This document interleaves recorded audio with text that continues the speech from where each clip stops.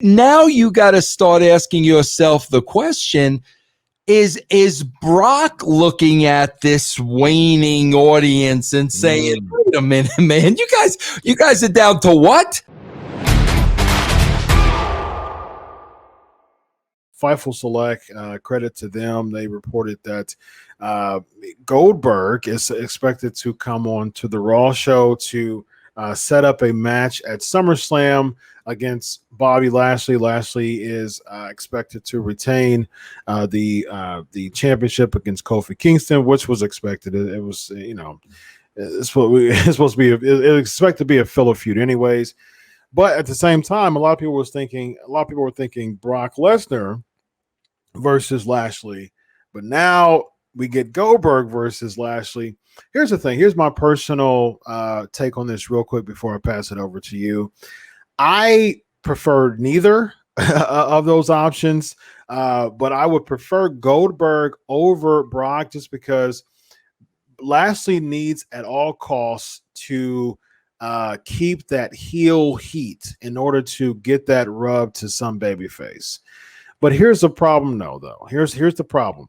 It's kind of like I'd prefer neither, and Goldberg is a better option of neither because just because he's that babyface, he's been that babyface. Listen, I'm a Goldberg mark. Goldberg's one of my top 10 of all time. Every time I see him come back, it hurts me as a fan because every single time to me Goldberg comes back, his mystique gets worse and worse and worse.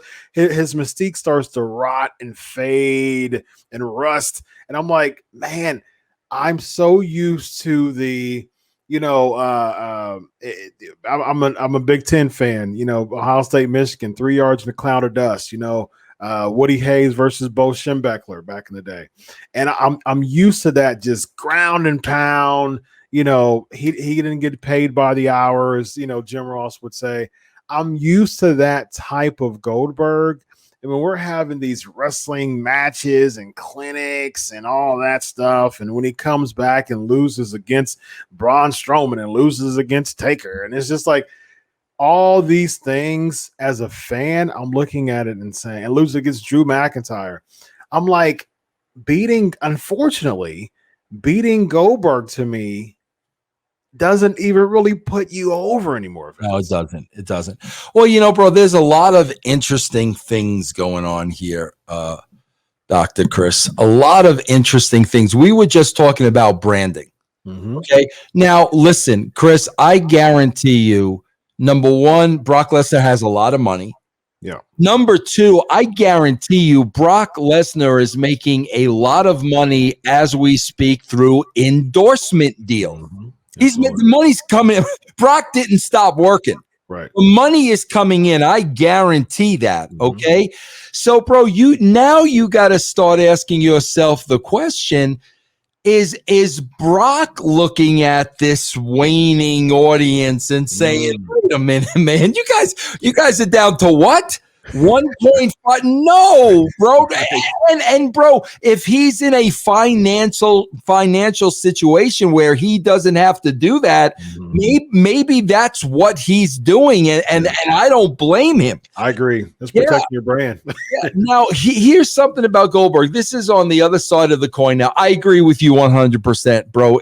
They've made it now, and this is not Goldberg's fault. This is the booking. You beat Goldberg, you're not beating anybody. Yeah. But Chris, we have to remember, I told you, like, I really had a problem with Taker coming back after the boots in the ring and the whole 9 yards. But one of the reasons why I had that problem was because you knew Taker didn't need the money. Bro, Taker was on top for over 20 years. Mm-hmm. He can't spend the money he has in his lifetime or his kid's lifetime. Yeah. Bro, keep this in mind with Goldberg. Bro, he was not on top for that long. Correct. He was on top for maybe, maybe 3 to 5 years. From about 98 to 2002. I would say. Okay, so he wasn't on top for that long. Mm-hmm. He made that money 20 years ago. Yeah. bro, it's quite possible that maybe Goldberg, needs that money a little bit more. But I got to give this guy credit, man. He does keep himself in excellent shape. Every time he comes back, when he cuts those promos, he's got the fire. He's got he didn't lose any of that. But like you said, Chris, if this guy is going to be our guest jobber every 6 months, that's not Goldberg's fault. But you've turned it into a situation where, okay, bro, Lashley beats Goldberg. Yawn. Right. Who's next?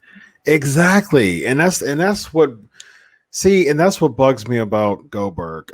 That's what bugs me about what they're doing with Goldberg. Again, I'm a Goldberg mark. I've always liked Goldberg. People bang on Goldberg and criticize him.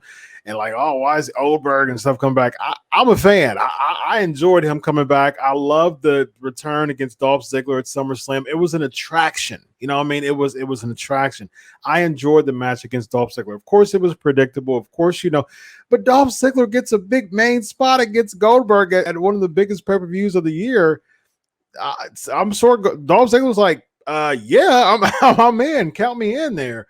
And I thought it was cool. It was a part of the attraction. It wasn't a big expectation and things like that. It was still bang, bang, bang. And so, yeah.